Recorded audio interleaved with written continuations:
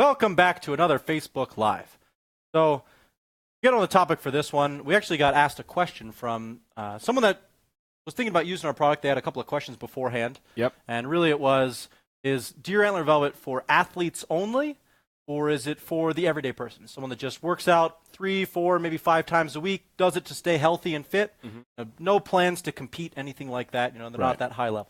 And it's a good question because there's a lot of weird information out there about Deer Antler Velvet, right? A lot of websites will tell you it's a cure-all for everything. It's just a general anti-aging drug, and we don't really sell it as this, miracle compound. Right. It's really good for specific types of recovery for folks that work out, but also older people because of bone density. Sure. That's one of the big things we've talked about. It's really rich in calcium and other minerals. And osteoporosis. Two of the big things. So the answer to that question is it's good for both, right? It's good for folks that just want to maintain longevity and also people that work out, a lot.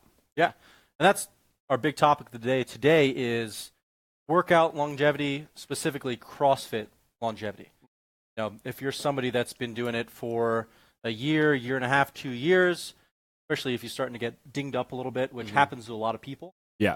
Some things you can do to kind of prevent that, and really why it happens.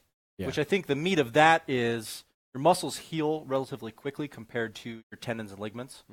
So people that just start doing CrossFit, they get really big into it. They just start jumping in, going 5 times a week. It's true. They'll start to notice that their elbows hurt a little bit. That happened to me. I had for rotational stuff in my elbow. It just bothered me big time. So if I had something here, if I was pulling, it would just flare up and I couldn't do anything for a couple of days. Yeah. Same thing happens to people's shoulders, hips, knees. Usually you get dinged up in your joints more. Well, part of what's cool about CrossFit is that it's intense, right? There's really no argument about that. And that's why it's so great for 2 main demographics. Competitive athletes that really still want to maintain some edge and people that want to lose weight. It's a really good, intense program for people that are it's fun. Overweight or want to get in shape because there's a community aspect, there's goals, and it's all about pushing yourself. So that comes with the territory, and sometimes you have to ask yourself, when do I need to step back, kind of put it in the parking lot a little bit, and slow down? Because you can't go at 100% every single day, right? Everybody knows that. Right, but you want to because it's fun. Like you said, your friends are there, you're part of the community. You don't want to miss a day, really. If you're used to going Monday, Tuesday, Wednesday, Friday, Saturday, and then your elbow starts to bother you, so you think like, maybe I shouldn't go today, but then you want to go. More often than not, people push through it. Just the nature of it. It's fun. It's competitive. Yeah. So to really, what we're talking about all through this week really is just how can you min-max that? How can you optimize what you're getting out of your workout? And this is more for the everyday person. So obviously, things are a little bit different if you want to be a competitive athlete. You really have to do every movement, practice all the different realms of what would make you good at CrossFit competitively. Right, because a big part of CrossFit is that unpredictability, right? You get the workout of the day and it changes and you don't know exactly what's coming. And that's competition's the same way. Leading into a competition, you might know some of the workouts at a time. You might find out some that day. It's kind of that element of surprise is what makes it fun. So if you're going to compete, obviously you have to do everything. But for the everyday person that's really just there to get a really good workout in and wants to keep going at it, there's a few things that you can do to just take some of the stress off of your joints or some of the less riskier movements, the high-risk movements. Right. So the first one, the kipping pull-ups, right? That was the one we talked about, or kipping, I guess. Kipping in general, Kipping. Which, in and of itself, it's not a bad movement, which really what that is, it's just using momentum and swing to do a pull-up. So if you've never seen CrossFit before, this is the one where they're just, some people say they look like they're just flailing wildly on the bar. Yeah. Because there's 2 types. You can just do a regular kip when you're going up and down to get your chin over, or it's called a butterfly pull-up is when you're doing more of like a circular motion to get your chin over. Either way, it's really intense on your shoulders. So people just getting into CrossFit, they're maybe just got their first strict pull-up. Yeah. They see everyone around them doing these kipping pull-ups. Tempted to try it. It's just a skill that you want to learn and you want to know. And that's where it's not bad. You can definitely practice kipping. It's great for body awareness, great for building strength. Yeah. The problem is when you jump into a workout where you're doing 100 pull-ups over 20 minutes, and you really don't have the strict strength to do that many pull-ups, you start to rely on just stretch reflex of your shoulders. You're just going hard, stretching the bottom, throwing yourself up, using your hips to get up there. Yeah. And in the heat of the moment, when you got adrenaline and everything flowing, you don't really feel any pain. It's the afterwards. Hour afterwards when you kind of cool down or you get in your car and you're like, my shoulder doesn't really feel great. Yeah. So it's definitely one where, like you said, it's not that it's a bad move. It's just one where form is really important. And when you're doing it quickly, and as you said, adrenaline is the big one. In the heat of the moment, all you're thinking is push, push. I'm gonna make it through this. I'm gonna make it through this, and you're not necessarily thinking about how much am I really straining to get through this exercise. Right. So that's a big one to look out for. Second one, snatching. Snatching. So that's the one of the Olympic lifts when you're going from bars on the floor to all the way up and overhead. Right. Which again, if you're going to be a competitive athlete, you have to do it.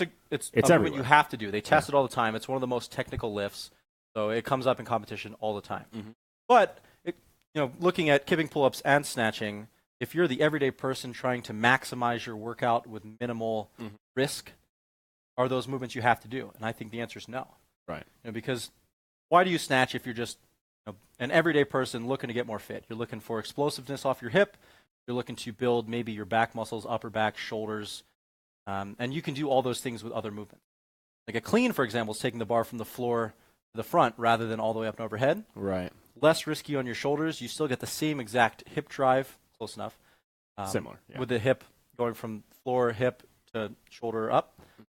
And you work on explosiveness. Same thing, you could even do holding a ball and throw and do a full extension ball throw with 10 pounds up and over your head. Same thing. You're just working on full extension and explosiveness through your body. And it's almost no risk on that. Right. It's very hard to hurt yourself doing something like that. So, I mean, what you're talking about is basically our next topic, modifications. Right. And taking something that you see and then adapting it to your skill level so that you can get in those reps. Like you said, when you're in a workout and you need to get 100 pull-ups in, how do you do it if you don't want to rely on these techniques? And I thought of yoga right away when we were talking about this, because any good yoga instructor will say, this is the one form, this is a modification, this is another modification, and it's all about making those small steps to get to where you want to be. Yeah, exactly. And it's a good thing. And that's sort of what I'm getting at. It's presented as a good thing. And I think that's where CrossFit and yoga kind of differ, is sometimes with CrossFit gyms, people go in with the expectation that I have to do every movement and that I'm weaker or not as good if I'm not doing what everyone else is doing. Yeah. Which it's not true at all, because you have completely different set of circumstances. You might have had a past shoulder injury. Like my mom, for example, was doing CrossFit for a while. She's 59 now. She just lifetime of hurting her shoulders, doing random things, playing sports and stuff growing up. Skiing, yep. And just holding a barbell here where your shoulders internally rotated, just killed her shoulders.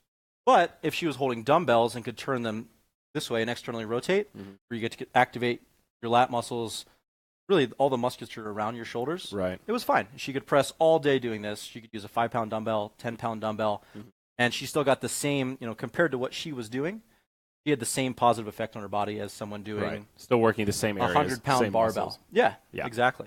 And it's not necessarily her doing a lesser workout or not being as good as everyone else. It's just modifying it to fit what she needs to do to get the best result. Yeah. She was min-maxing her workout, and it was perfect.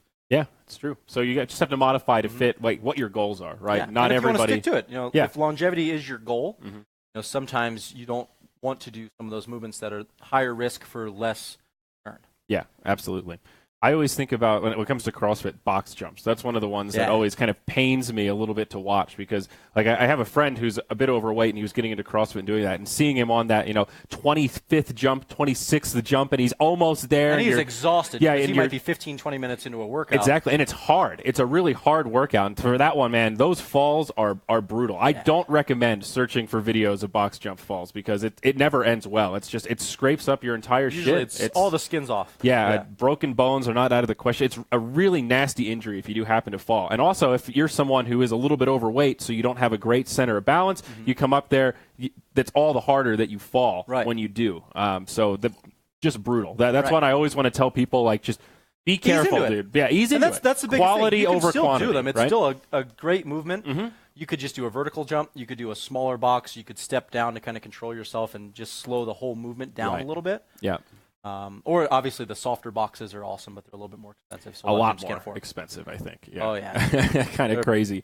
Much more expensive. But, yeah, the kind of general takeaway, though, what we're getting at is quality over quantity with a lot of these lifts. It's not that you can't do it or you shouldn't do it. It's just that you need to ease into it and set your expectations appropriately, so you're not these aren't aerobic exercises. These aren't the kind of things you want to do quickly and just get fast reps in. You want to do it slowly and make sure you're doing it right. Right. And I think another big takeaway is, if you're kind of making that decision of, well, do I have to put it in the parking lot and back off a little bit, or what else can I do? And that's what led me to Deer Antler Velvet in the first place. Right. That's when you supplement. Right, because I was very competitive, high level, got hurt, and noticed that I kind of got beat up a lot. You know, my elbows would hurt, my shoulder would hurt. I hurt my back initially. It was an upper back injury. And I just needed to do something that would allow me to keep being competitive. Because I really like working out too. You know, I work out 5, 6, sometimes 7 days a week doing something. And the thought of, you know, just take 2 weeks off, 3 weeks off, no problem. It's kind of like, well, you know, that is a problem. Don't do your favorite thing for 3 weeks. And how are you going to feel? Yeah. It's just not fun. So compounded with being lethargic for 2 weeks. Right, exactly. You know, it just, you get depressed. Yeah. So I looked for, you know, how can I supplement what I'm doing now to allow me to still do what I'm doing. And not tear up your body. And not tear up my body. Because I want to be able to do it for the long haul, too. You know, I'm not just working out real hard right now so I can do it right now. Like sometimes you have to push, or sometimes you want to push, and there are ways to allow yourself to do that. And that's where I found Deer Antler Velvet was great. Yeah. Because a lot of what I got hurt doing, or a lot of what was taking the brunt of it, was my joint. Yeah. You know, so if I could do something like start taking Deer Antler Velvet, which I did, and I noticed that, you know, I feel pretty good. My recovery's better. My back doesn't hurt as much. My shoulders don't hurt. And there's also a whole classification of people that don't do CrossFit, but even just do cardio, like running, right? Running is brutal on your knees. Everyone in my family I know that ran for years and ran in marathons now have big-time knee and hip problems. And they run a mile now, and it bothers them. It tears them up. So, which that's anybody. You know, if you used to swim, and now your shoulders hurt, so you do a movement that's not swimming, but it uses your shoulders, you might be working in the yard, and it just bothers the hell out of you. Right. And you can't even do it. You know, that's where you could use something like Deer Antler Velvet just to restore you back to that point when you were healthy. Yeah, absolutely. And that's ultimately the goal. You know, just being able to keep doing the things that you love and staying active. And Deer Antler Velvet's a pretty good solution. Absolutely, man. It's a good sales pitch there. So, that's about it for today. Hopefully you CrossFitters out there will stay safe. Of course, we'll have more of these Facebook Lives coming. Now, that first round of Deer Antler Velvet has gone out. It went out about a month ago, so those folks have had 3 weeks. Month in. Yeah, something like that. Getting some good feedback. Yeah, so reviews are live on the site. If you guys want to check those out, again, it's dav.life, no .com there, or davlife.com if that's easier for you. Both of them work. Both domains work. dav.life. And now we have subscriptions available. So if you're one of those folks that took it, you know you want more, you think you want to try it for a few months, you can subscribe and save 10%, and it will automatically rebill and just arrive at your doorstep, just like that. Never miss a day. Magic, just like clockwork. That's right. No forgetting. Yeah, absolutely. So a lot of things available now, and of course more content will be coming your way. But that's it for us today. Thanks for joining us. We'll see you guys again next time. Bye. Things available now, and of course more content will be coming your way. But that's it for us today. Thanks for joining us.